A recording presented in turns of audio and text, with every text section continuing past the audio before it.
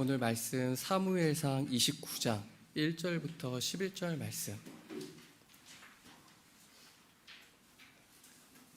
저부터 시작해서 교독하시겠습니다. 블레셋 사람은 모든 부대를 아벡에 집결시켰고 이스라엘 사람은 이스라엘에 있는 셈가에 진을 쳤다.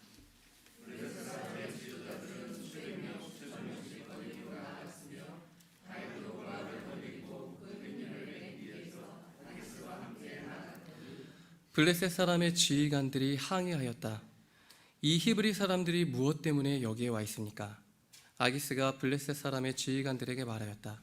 귀관들도 알다시피 이 사람은 이스라엘 왕 사울의 종이었던 다윗이요, 그가 나와 함께 지낸 지가 이미 한두 해가 지났지만 그가 망명하여 온 날부터 오늘까지 나는 그에게서 아무런 허물도 찾지 못하였소.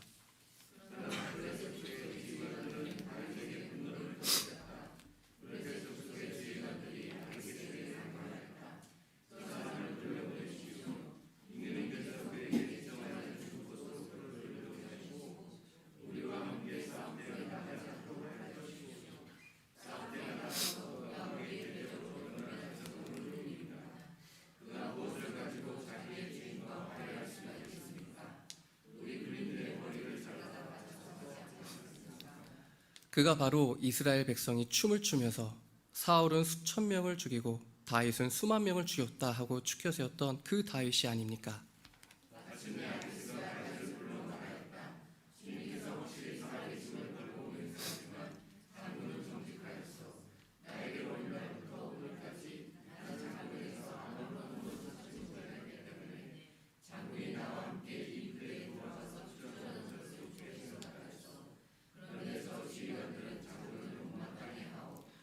그러니 이제 장군은 블레셋 사람의 지도자들의 눈에 거슬리는 일을 더 이상 하지 말고 평안히 돌아가기를 바라오.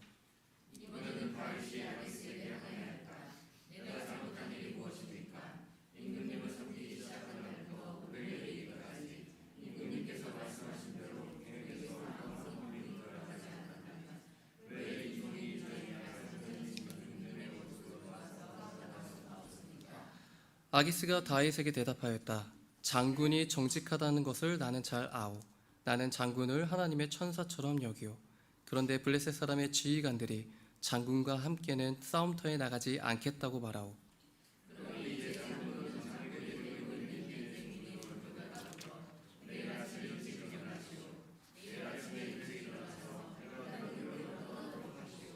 다 같이 보시겠습니다. 그리하여 다윗은 다음 날 아침에 일찍 일어나 부하들과 함께 출발하여 블레셋 사람의 땅으로 돌아오고 블레셋 족속은 이스라엘로 올라갔다. 아멘. 나의 길 나의 하나님이라는 제목으로 정희성 목사님 말씀 전해주시겠습니다.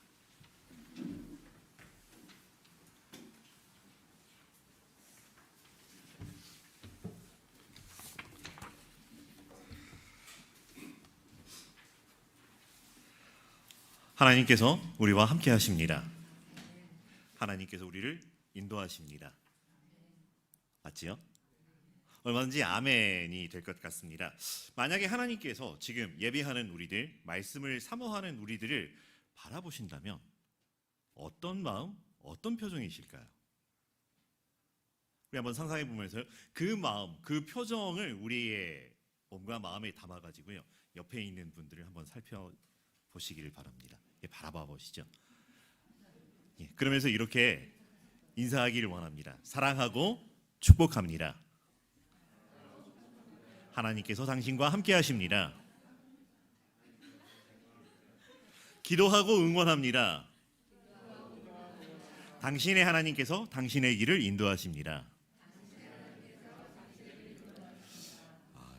참 인사가 복잡하죠? 네, 그러나 분명한 것은 하나님께서 우리와 함께 하시고 하나님께서 우리의 길을 인도하신다라고 하는 것이죠. 오늘 말씀은 하나님의 은혜 안에 있었던 다윗이 삶에서 만나는 한 가지 사건에 관한 이야기를 들려주고 있습니다. 여러분, 다윗의 삶을 표현한다면 여러분 어떤 말이 떠오르시나요?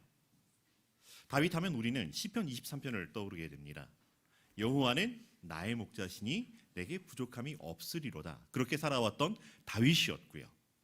푸른 초장 쉴만한 물가로 나를 인도하시는도다 하시면서 평안과 위로를 누리고 있는 다윗의 모습을 떠오르게 됩니다.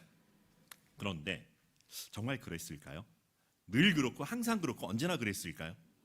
오늘 말씀에서는 조금 다른 느낌을 받게 됩니다. 오히려 오늘 말씀을 읽다 보니까 다윗의 삶이 마치 야곱이 바로 앞에서 고백했던 것 같은 그런 인생을 살아온 것 같습니다.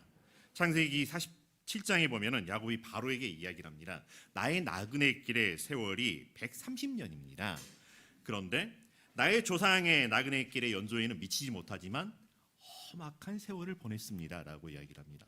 험악한 세월을 보내었다라고 이야기를 하는데 다윗의 삶은 지금 험악한에 굉장히 강조를 더 많이 해야 될 것 같습니다.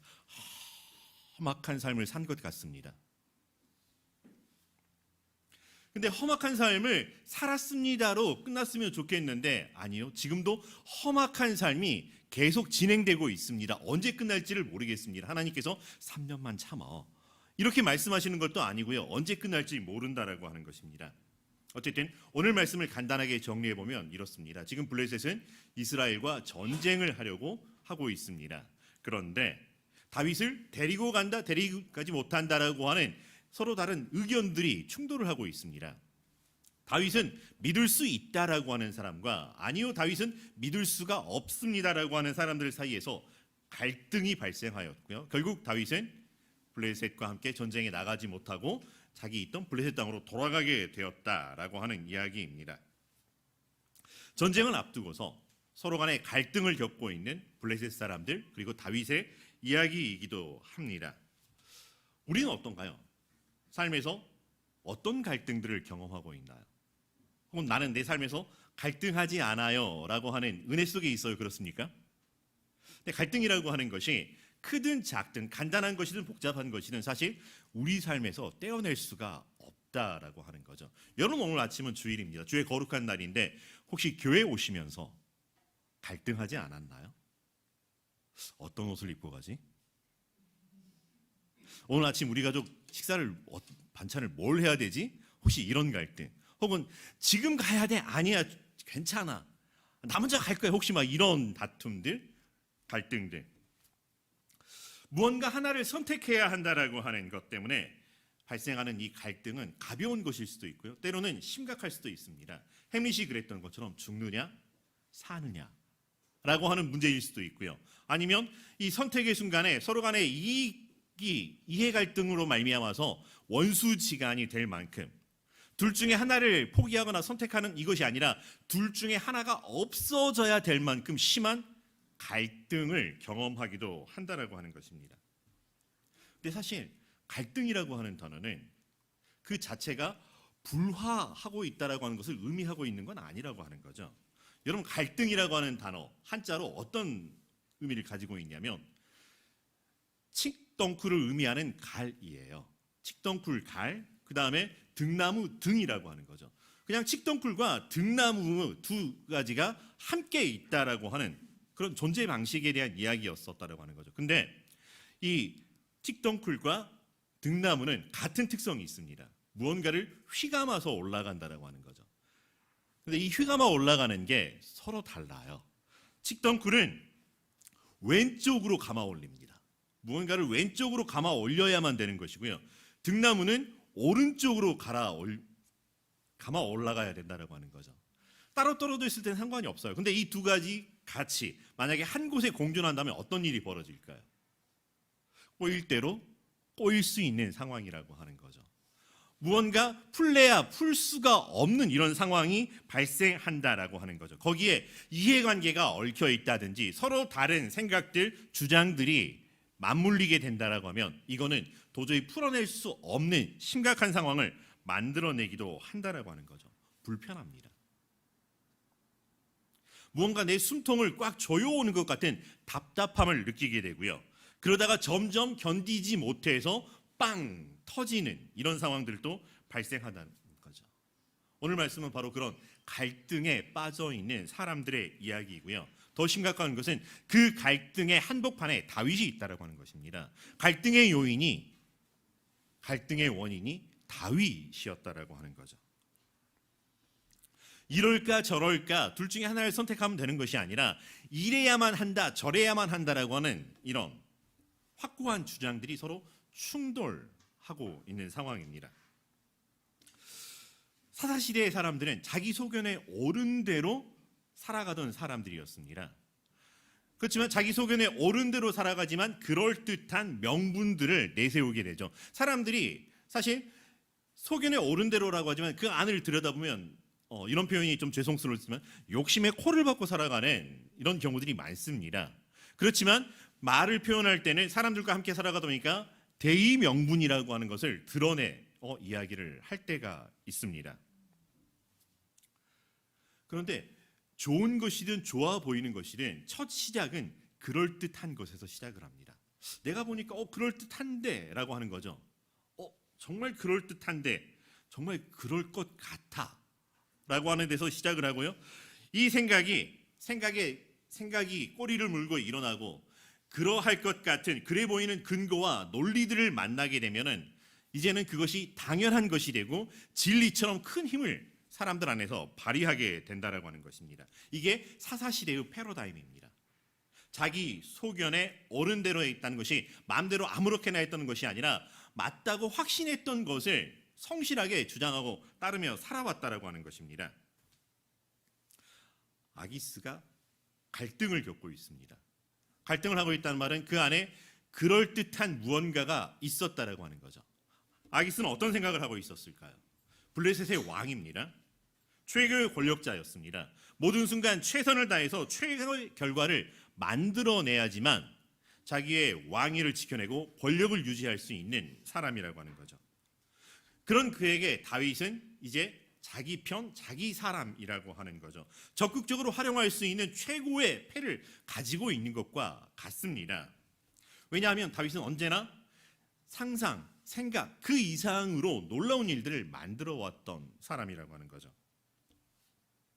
전쟁에서 다윗이 우리와 함께했다. 이건 어떤 걸까요? 걱정하지 마, 우리가 이겼어 라고 하는 이런 승리를 보장해 줄 수 있는 존재라고 하는 겁니다. 우리도 그렇지 않나요? 가끔 무언가 일을 해나갈 때 그 사람만 있으면 됐어, 걱정 없어, 그런 사람들이 있을 겁니다. 바로 다윗이 그런 사람이라고 했던 거죠. 그래서 더 안타깝습니다. 이런 다윗인데 이런 다윗을 적극적으로 활용하고 사용해야 되는데 왜 사람들은 데려가려고 하지 않는 걸까? 라고 하는 거죠. 게다가 다윗은 이스라엘을 등지고 왔습니다. 이스라엘을 떠나왔습니다. 그래서 이번에 적극적으로 최대한 이 기회를 활용해야지만 영원히 다윗은 블레셋의 편, 블레셋의 사람이 될 수 있다라고 하는 거죠. 전쟁터에 세우기만 해도 싸움을 하지 않고 그 전쟁의 현장에만 있어도 이제 다윗은 돌아갈 수 있는 길을 스스로 끊어내 버린 그런 상황이 될 것입니다. 그래서 적극적으로 데려가려고 했었던 것이었죠. 근데 왜 사람들은 이걸 보지 못하는 걸까? 왜 이렇게 하지 않는 걸까? 아기스 왕은 답답했을 겁니다. 그런데 또 한편에서 지휘관들도 갈등하고 있습니다. 지휘관들도 나름대로 생각하는 것들이 있었고요. 그럴듯한 무언가가 있었고 그것을 지켜내고 싶은 게 있었다라고 하는 것입니다. 아기스 왕이 보았던 것을 보지 못했을까요? 아기스 왕의 지혜만큼 지혜롭지 못했던 것이었을까요? 사실 알고 있었습니다. 우리가 잘 아는 표현처럼 사울은 천천히요 다윗은 만만이라. 사울이 죽인 사람은 수천 명이지만 다윗이 죽인 사람은 수만 명입니다라고 하는 것을 블레셋도 알고 있었다라고 하는 것이죠. 다윗의 용맹함과 그 전투 능력을 인정하고 있지만 그런데 문제는 과연 적의 적을 나의 친구라고 받아들일 수 있을까요? 흔히 우리는 그래요. 적의 적은 우리의 친구야, 우리 편이야, 그런 이야기를 가끔 하면서 그걸 활용하는 걸 지혜롭다라고 이야기를 하기도 합니다. 그런데 과연 나의 등을 맡겨도 될 만큼 우리 편일까? 다윗의 적이 정말로 이스라엘이 될 수 있을까라고 하는 거죠. 만약에 전쟁의 한복판에서 갑자기 다윗이 적의 편이 된다면, 이스라엘로 돌아간다라고 하면 블레셋은 최고의 적을 만나게 되는 거죠. 자기들의 생명을 보장할 수가 없습니다. 불안합니다. 그런데 그것만 불안한 게 아니라 다윗이 만약에 전쟁의 상황에서 공을 세웠어요. 어떤 일이 벌어질까요? 전쟁 이후에 이제 이 사람들이 이 공과를 나누면서 상부를 주게 될 거예요. 그러면은 공을 세웠으니까 당연히 어떤 권력을 차지하게 될 것이고, 권력을 차지하면 이제는 그 후에 권력 다툼이 일어나는 그 순간에 최고의 강적이 드러나게 되는 상황인데, 이 또한 마땅치 않다라고 하는 것입니다. 뭘 해도 불안하기에, 전쟁에서도 살아남아야 되고 내가 가지고 있었던 어떤 기득권, 이것도 지켜내야 하기 때문에 불안하다라고 하는 것. 그래서 차라리 다윗을 전쟁에 함께 나아가지 않는 것, 함께 할 수 없다라고 하는 것이 그들의 생각이었습니다. 그래서 명분을 내세워서 왕에게 이야기를 합니다. 그리고 그것을 끝내 고집하고 있는 모습을 보고 있습니다. 그럼 이 상황에서 다윗은 어떨까요? 다윗은 지금 무슨 생각을 하고 있을까요? 다윗에게도 지금 그럴듯한 생각과 계획이 있었을까? 최근에 우리는 코로나 시대를 겪으면서 자가격리라고 하는 이런 말을 많이 했습니다. 다윗은 갑자기 자가격리를 당하는 그런 느낌이었을까요? 갑자기 내가 왜 따가 되는 걸까? 어쩌면 가장 큰 고민과 갈등을 겪고 있는 사람은 다윗이었을 수 있습니다. 사실 뭘 해도 다윗은 이 상황에서 최악이라고 하는 것입니다. 최악을 피할 수가 없습니다. 만약 블레셋의 편이 되어 이스라엘과 전쟁을 한다면 무슨 일이 벌어질까요? 어떤 상상을 할 수 있을까요? 이스라엘 사람들에게 다윗이라고 하는 존재는 마치 우리나라 사람들이 이순신 장군을 생각하는 것과 같습니다. 아니, 어쩌면 더 큰 영향력을 가지고 있는 사람이라고 할 수 있습니다. 만약에 이순신 장군이 다윗처럼 모함을 받았던 때도 있고요, 곤란한 때도 있었습니다. 백의종군하였지만 만약에 견딜 수 없는 그 모멸감에 일본에 망명을 한다면 어떻게 되었을까요? 그래서 일본의 이 해군과 함께 우리나라 수군과 전쟁을 했다면 그 전설의 명량해전이나 한산대첩 이런 것들이 어떻게 되었을까? 상상만 해도 끔찍합니다. 지금 그와 같은 일이 다윗 앞에 놓여 있었다라고 하는 것입니다. 이 상황에서 다윗은 도대체 뭘 어떻게 해야 하는 걸까요? 무슨 기도를 해야 되고 이 상황에서 어떤 지혜를 발휘해야 되는 걸까요? 과연 이 상황 가운데 하나님은 다윗과 함께 하시는 걸까요? 이 상황에서 하나님께서 다윗과 함께 하신다라고 하는 게 과연 어떤 의미일까? 어떤 모습을 보고 하나님께서 우리와 함께 하신다, 다윗과 함께 하신다라고 하는 것을 살펴볼 수 있을까요? 그저 우리가 잘 아는 것처럼 아무것도 할 수 없으니 전부여 의지 없어 손들고 죽게 갑니다 라고 고백을 해야 되는 걸까요? 아니면 예수님처럼 겟세마네 동산에서 기도하실 때처럼 이 잔을 내게서 옮겨 주시옵소서, 그렇게 기도를 해야 되는 걸까요? 왜 다윗에게 이런 일이 일어나게 되었을까요? 하나님께서 지금 다윗을 연단하는 중이실까요? 아니면 힘들고 곤란한 일을 예정하셨고 그렇게 운명을 지으셨던 걸까요? 사실 우리는 다윗을 생각하면 다윗은 그 어떤 상황에서도 흔들리지 않은 믿음과 하나님의 택한 사람으로서의 롤모델을 보여줄 것을 기대하고 있습니다. 주의 지팡이와 막대기가 나를 안위하시나이다 라고 하는 이 모습이 보여야 되는데, 오늘 말씀에서 우리의 기대를 무너뜨리고 있는 다윗의 모습입니다. 정말 낯선 모습입니다. 오히려 아기스 왕에게 항의를 합니다. 내가 잘못한 일이 무엇입니까? 임금님을 섬기기 시작한 날부터 오늘에 이르기까지 임금님께서 말씀하신 대로 종에게서 아무런 허물이 드러나지 않았다면 왜 종이 이제 나의 상정, 임금님의 원수들과 싸우러 나갈 수가 없습니까? 강력하게 항의를 합니다. 마치 이 표현이 나의 상정, 임금님의 원수가 나의 원수입니다 라고 고백하는 것 같이, 마치 하나님의 사람이 하나님의 택한 이스라엘 백성을 나의 원수라고 내가 싸워서 진멸시켜버리겠다라고 하는 것처럼 느껴지는 아이러니한 표현입니다. 오히려 다윗의 고백 속에서, 다윗의 말 속에서는 하나님을 찾아볼 수 없지만 오히려 다윗에게 이야기하는 아기스 왕에게서는 하나님의 이름을 더 살펴볼 수 있었던 상황이라고 하는 것입니다. 도대체 왜 이런 일이 벌어지고 있는 것일까? 이런 상황을 이해하기 위해서 조금 더 그 이전의 맥락을 살펴보면, 사무엘상 27장 1절에 이런 표현이 나옵니다. 다윗이 혼자서 생각하였다. 이제 이러다가 내가 언젠가는 사울의 손에 붙잡혀 죽을 것이다. 살아나는 길은 블레셋 사람의 땅으로 망명하는 것뿐이다. 그러면 사울이 나를 다시 찾으려고 이스라엘의 온 땅을 뒤지다가 포기할 것이며 나는 그의 손에서 벗어나게 될 것이다. 우리가 잘 알던 다윗, 언제나 위풍당당하고 하나님을 찬양하며 그 어떤 상황에서 두려워하지 않을 것 같았던 용감한 다윗의 한없이 초라한 모습을 보게 됩니다. 사망의 음침한 골짜기를 다녀도 하나도 떨지 않을 그런 다윗의 모습이 보이지가 않습니다. 물맷돌로 골리앗을 싸우면서 물리치면서 만들어냈던 그 전설적인 표현, 다윗과 골리앗이라고 하는 반전의 비유를 표현하는 그 지금도 회자되는 그 말을 만들어냈던 그 다윗. 그때 했던 외침입니다. 너는 칼과 창과 단창으로 내게 나아오지만 나는 만군의 여호와의 이름, 내가 모독하는 이스라엘 군대의 하나님의 이름으로 나아간다고 했던 그 다윗, 도대체 어디로 간 걸까요? 어떻게 이렇게까지 변해버릴 수가 있었을까? 험악한 세월을 보냈다는 것 인정합니다. 또 험악한 세월이 끝나지 않고 여전히 반복되고 있다는 것 맞습니다. 그래서 그랬을까요? 어느 순간 다윗이 혼자서 생각했다라고 하는 것입니다. 늘 하나님과 함께 동행하며 하나님을 찬양하며 하나님의 임재 안에 있던 다윗이 하나님과 함께하는 것이 아니라 혼자서 생각했다라고 하는 것입니다.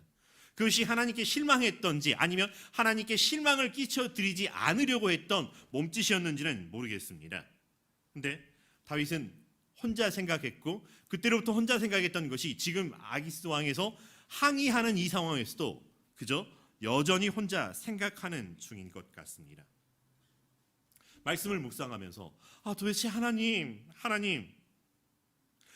어디 계시는 걸까요? 하나님 도대체 뭘 하시는 걸까요? 아니 왜 다윗을 이런 상황이 될도록 하나님의 사람이 이런 상황이 될도록 하나님 내어버려 두십니까? 라는 이런 의문이 들기도 했습니다.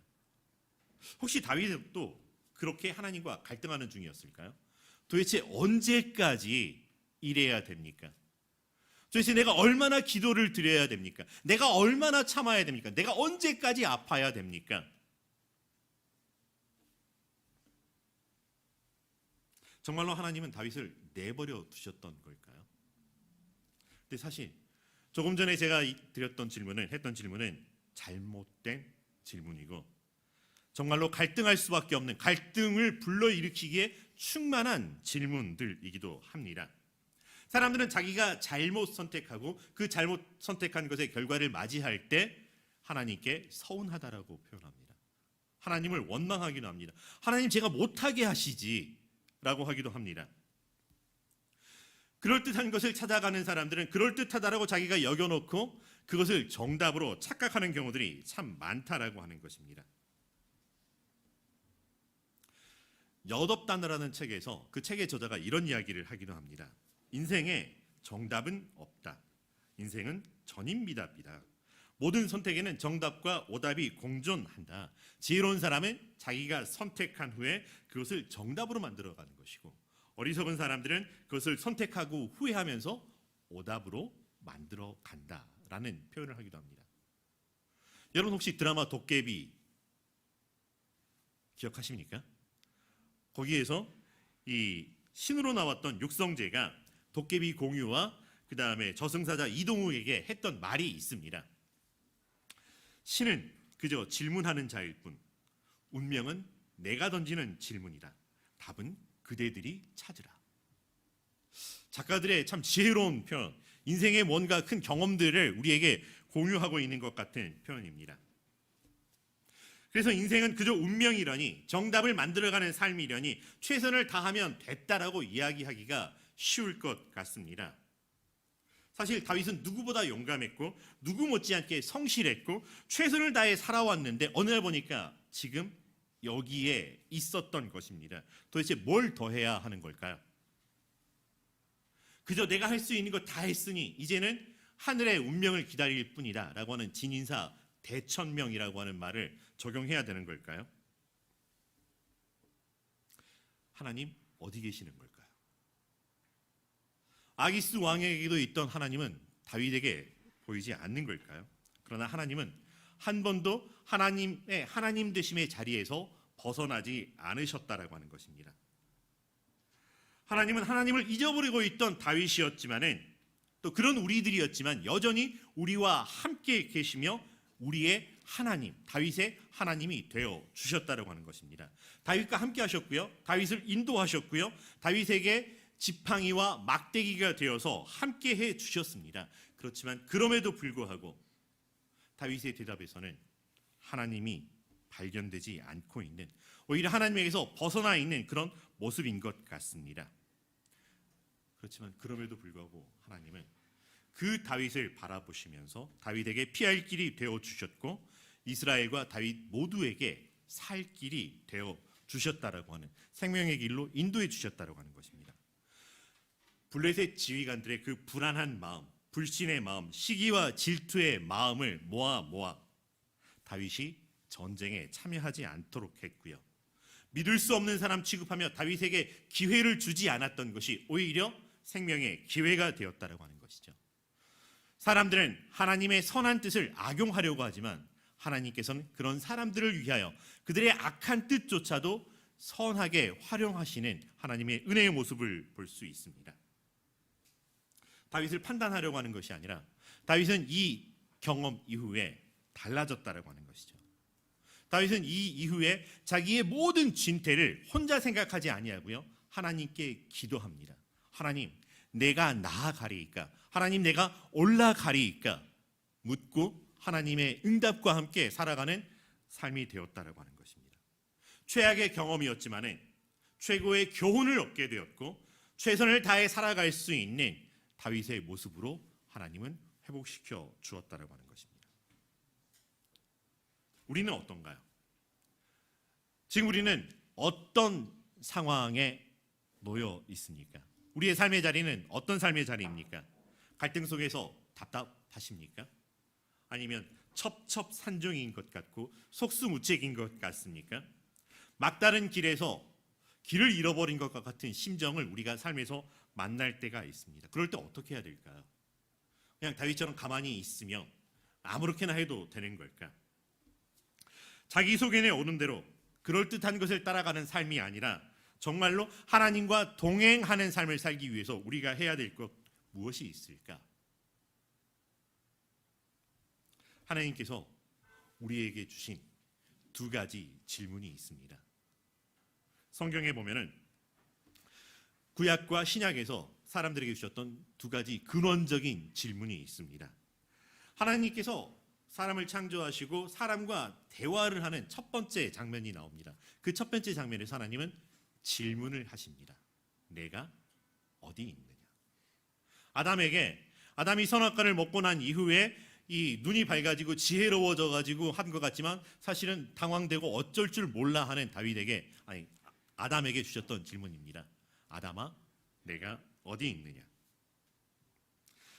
이 질문에 맞추어 우리가 했던 질문들을 바꾸어 본다면 하나님 어디 계십니까가 아니라 나는 지금 어디에 있는가라고 하는 것. 스스로에게 한번 물어보죠. 여러분 지금 어디에 있나요? 예대교회? 예배실에 있나요? 예배 중에 있나요? 만약 하나님께서 다윗에게 내가 어디 있느냐, 다윗아 너는 지금 어디 있느냐라고 했다면 다윗은 뭐라고 대답했을까요? 전쟁을 앞두고 있습니다. 혹은 사람들과 갈등 중에 있습니다. 답답합니다. 이런 이야기를 했을까요? 도대체 우리는 어디에 있는 걸까요? 그 모든 상황이 아니라 우리는 비록 갈등 속에 있을지라도 우리를 지켜보시는 하나님 앞에 있다라고 하는 것을 기억하시기를 바랍니다. 힘들고 우리를 지치게 하는 모든 일들이 우리 앞에 놓여 있습니다. 그렇지만 우리는 그 속에 있는 것이 아니라 그 속에 있는 나를 바라보시는 하나님 앞에 있다라고 하는 것을 기억하시기를 바랍니다. 내가 어디 있느냐? 이 질문의 답은 언제나 한 가지입니다. 우리는 하나님 앞에 하나님과 함께 있습니다라고 하는 것입니다. 하나님이 어디로 가버리는 것이 아니라 내 눈이 다른 것을 보고 있을 뿐이고 하나님은 여전히 우리 앞에, 하나님은 우리를 하나님 앞에 두었다라고 하는 것입니다. 우리를 각자 부르신 상황들, 우리를 보내시는 곳, 우리가 해야 되는 것들이 참 다양하고 다릅니다. 동네가 다르고 하는 일들이 다를 수 있지만 그러나 한 가지로 하나님 앞에 있다라고 하는 것을 기억하시기를 바랍니다. 그래서 우리는 우리를 이리저리 휩쓸어대는 파도를 바라보는, 파도 앞에 있는 삶이지만 파도를 바라보는 삶이 아니라 파도 속에 있는 나를 바라보시는 하나님 앞에서 살아가는 삶이라고 하는 것 기억하시기를 바랍니다. 그래서 그 하나님을 바라볼 때 뒤이어오는 우리의 자연스러운 반응이 있습니다. 여러분 사모님을 볼 때 어떤가요? 그냥 사모님이구나라고 이렇게 인식이 일어나는 게 아니라 사모님을 봤을 때 자연스럽게 우리 안에 일어나는 역동이 있습니다. 사모님 반가움, 그 따뜻함, 사랑스러움, 고마움, 막 이런 것들이 있는 것처럼 우리가 내가 어디 있는지를 바라보아서 하나님을 바라보게 될 때 일어나는 자연스러운 역동이 있습니다. 바로 그것이 아바 아버지, 아바 하나님이라고 하는 것이죠. 그걸 주시기 위해서 내가 어디 있느냐라고 물어보시는 하나님의 그 질문에 대답하는, 반응하는 우리가 되기를 간절히 바랍니다. 두 번째 질문은 신약에서 예수님께서 받으셨던 질문이기도 합니다. 예수님께서 십자가의 복음 사역, 하나님 나라 복음 사역을 위해서 할 때 사람들이 예수님께 수없이 던졌던 질문입니다. 네가 누구간데 도대체 네가 누구냐라고 수없이 질문했습니다. 그럴 때마다 예수님께서 대답하셨고요. 그리고 요한복음에서는 나는 생명의 떡, 양의 문이라고 하면서 나는 길이요 진리요 생명이라고 하시면서 나는 누구라고 하는 그 정체성을 보여주셨습니다. 그리고 제자들에게 사람들이 나를 누구라 하더냐, 너희는 나를 누구라 하더냐라고 하는 질문입니다. 오늘 저도 여러분에게 여쭤봅니다. 그래서 여러분은 누구십니까? 우리 어린 시절에 불렀던 당신은 누구십니까? 라는 노래가 있지요. 그때 뭐라고 대답을 합니까? 나는 이름을 이야기를 하게 되는 경우가 많습니다. 그러나 이 질문의 답은 나의 이름이 아니라고 하는 거죠. 하나님 앞에서 당신은 누구입니까? 라고 하는 이 질문의 답은 무엇일까요? 만약에 다윗아, 너는 지금 내 앞에서 누구니? 라고 한다면 다윗이 뭐라고 대답했을까요? 여러분의 삶에서 여러분의 매 순간순간마다 여러분 지난 한 주간 동안 혹은 앞으로 살아갈 한 주간 동안에 하나님께서 나타나셔서 너는 내 앞에서 지금 누구니? 라고 한다면 뭐라고 대답하시겠습니까? 우리의 답은 우리의 삶으로 자연스럽게 이어져 가게 된다고 하는 것이죠. 우리의 답이 나는 지금 주부이고 나는 지금 회사원이고 나는 지금 사업가, 나는 지금 정말 이렇게 신경질 난 사람이고 이런 대답일까요? 우리는 예수님께서 핏값으로 구속하여 하나님의 자녀로 세우셨다라고 하는 하나님의 자녀이고요, 예수님의 제자이고요, 예수님의 친구라고 하는 것입니다. 이 대답이 우리의 대답입니까? 아니면 나는 아니고요, 우리 옆에 있는 집사님, 우리 권사님 이런 분들의 대답일까요? 이 시대를 살아가는 우리 모두에게 동일한 질문, 내가 어디에 있느냐, 너는 누구냐라고 하는 이 질문 앞에 나는 하나님 앞에 있습니다. 나는 하나님의 자녀입니다. 나는 예수님의 친구입니다. 나는 예수님의 제자입니다라고 하는 이 답이 오늘 우리의 모든 상황 속에서 하나의 기준이 되기를, 표대가 되기를 간절히 바랍니다. 모든 상황들마다 모든 갈등선을 어떡하지 궁리하기 이전에 이 질문의 답을 가지고 이 질문의 답 위에서 내가 살아가야 할, 내가 표대를 바라보면서 하나님과 함께 예수님의 사랑으로 살아가는 우리 예들교회 성도님 되기를 간절히 축원합니다. 이미 답은 우리에게 주어지셨다라고 하는 것입니다. 이 답을 놓치지 않고 이 답을 누리면서 이 답 때문에 많은 사람들이 오히려 아기스 왕이 다윗을 볼 때 그랬던 것처럼 하나님이 너와 함께 하시는구나. 나도 너의 하나님을 알고 싶다라고 하는 이 놀라운 그리스도의 향기, 그리스도의 편지가 되는 이 한 주간 되시기를 주의 이름으로 축원합니다. 기도하겠습니다. 사랑과 은혜가 충만하신 여호와 하나님, 우리가 무엇이 간데 우리를 먼저 찾아봐 주셔서 우리의 하나님 되어 주시고 우리의 아버지 되어 주셨는지요. 우리의 삶의 모든 순간순간마다 최선을 다하고 성실하였지만 그러나 하나님을 바라보지 못했던 순간들이 있습니다. 하나님을 놓치고 잊어버렸던 순간들이 있습니다. 그러나 이제 나의 모든 상황, 나의 모든 길에서 이제 나의 하나님과 함께 걸어가겠습니다. 살아가겠습니다. 다짐하는 우리의 삶이 이 시대 이 역사를 변화시키는 하나님의 큰 은혜, 구원, 사역되게 하여 주시옵소서. 예수님의 이름으로 기도합니다.